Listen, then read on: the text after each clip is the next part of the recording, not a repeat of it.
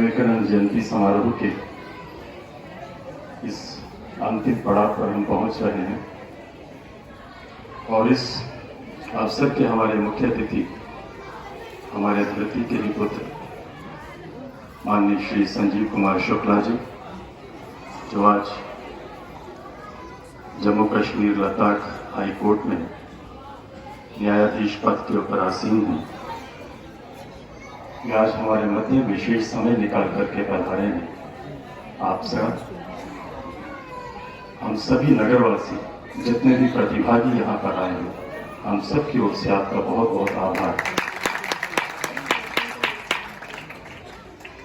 इसके अतिरिक्त जितने भी विद्यालय इस कार्यक्रम में भाग ले रहे हैं और भी जो अतिथि इस कार्यक्रम में आए हैं, आप सबका भी बहुत बहुत आभार। जैसा कि अभी आपके सामने बताया जा रहा था कि ये कार्यक्रम एक अलग नवीयत का कार्यक्रम है,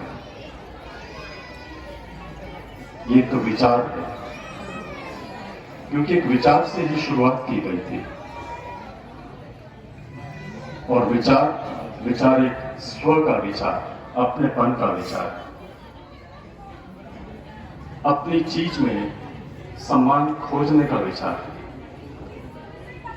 अपने आदर्शों का, अपने महापुरुषों का, अपनी परंपराओं का, अपने संस्कारों का,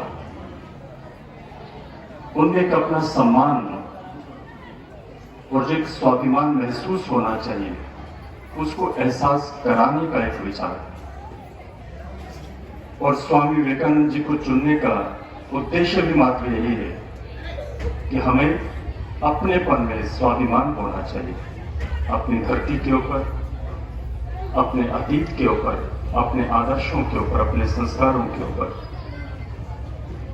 और विश्व स्तरीय का जो ध्येय वाक्य है वो भी यही है, जननी जन्मभूमिश्च स्वर्गादपि गरीयसी। जब सभी को ये कथा मालूम है कि जब भगवान राम लंका विजय करके, रावण का वध करके वापस जाना चाहते हैं, तो लक्ष्मण कहते हैं कि हमने लंका जीत ली और लंका जीत ली है तो हम यहां पर रह सकते हैं और इसमें कहीं भी कोई विरोध नहीं है। और तब भगवान राम ने उसको बोला था, अपि में स्वर्णमयी लंका न में लक्ष्मण रोचते, जननी जन्मभूमिश्च स्वर्गादपि गरीयसी। बेशक से ये सोने की बनी हुई लंका है, फिर भी मुझे ये अच्छी नहीं लगती, क्योंकि मां और मातृभूमि ये सबसे प्रिय होते हैं, इससे श्रेष्ठ कोई नहीं हो सकता। और यही एक भाव है कि शायद शुक्ला जी इसी भाव के कारण शायद इस कार्यक्रम में आज सम्मिलित हुए, और यही भाव है जिस भाव के कारण ये सारा का सारा कार्यक्रम आयोजित किया जाता है। और ये जो अपनेपन का भाव होता है, ये बड़ों बड़ों में जोश ला देता है। मैं विषय को अधिक नहीं बढ़ाऊंगा, क्योंकि अब ये पूरा का पूरा इवेंट होना बाकी है। जैसा शुरू में परिचय में बताया गया कि 3 प्रतियोगिताएं हो चुकी हैं, संभाषण हो चुका है, लोकगीत हो चुका है और चित्रकला का कार्यक्रम भी हो चुका है।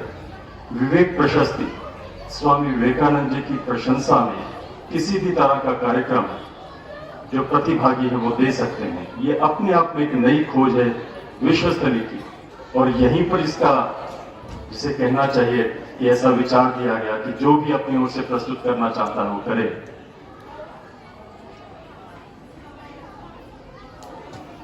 लगभग पिछले 2 वर्ष कार्यक्रम कोरोना के कारण नहीं हो पाया।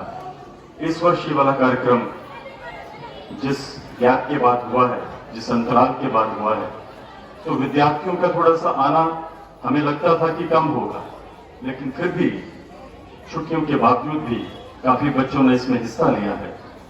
तो इससे हमें लगा है कि इस कार्यक्रम में आने की जो रुचि है वो लगातार बनी हुई है, और भविष्य में भी मुझे लगता है कि और कार्यक्रम जब अच्छे से होंगे तो और भी विद्यालय इसमें हिस्सा लेंगे। एक छोटी सी कहानी कहें, प्रसंग कहें, स्व के ऊपर ही बात कहने लगा। एक राजा थे और राजा का एक हाथी था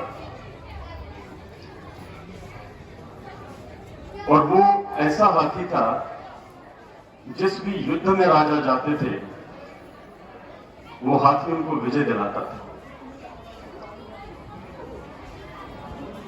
एक समय आया कि वो हाथी बूढ़ा हो गया, बुजुर्ग हो गया, लेकिन राजा को उस हाथी से बहुत प्यार था, इसलिए उस हाथी को छोड़ना नहीं चाहते। तो उन्होंने अपने जितने सेवक थे, मंत्री थे, उनको बोला कि अब ये युद्ध नहीं कर सकता है और आप इसकी सेवा में कमी मत रखिएगा, इसकी जो जरूरतें हों वो उसको आपने पूरा करना है और इसको अच्छे से पालना है। हाथी की सब तरह की सेवाएं की जाती रही, लेकिन फिर भी हाथी जो था वो ठीक नहीं हो पा रहा था। चलता रहा। एक समय आया बीमार हो गया। अब जब बीमार होने लगा तो राजा को और चिंता हुई। अब ये स्थिति आई कि जो हाथी है वो चलने में भी असमर्थ है। अब जिन सेवकों को ये काम दिया तो उनको लगा कि राजा नाराज होंगे कि मैंने तो आपको इसको पालने के लिए बोला था और अब ये चलने के लायक भी नहीं है, तो ये तो ठीक नहीं होगा, इसका क्या इलाज किया जाए। तो एक पुराने बुजुर्ग थे, बुजुर्ग से पूछा तो बुजुर्ग ने एक कहानी पूछी, क्या बताइए पहले क्या करता था।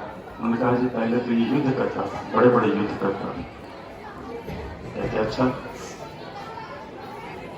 अब वो घटना में चलते चलते एक दिन वो जो हाथी था जंगल में जाते जाते कहीं दलदल में फंस गया।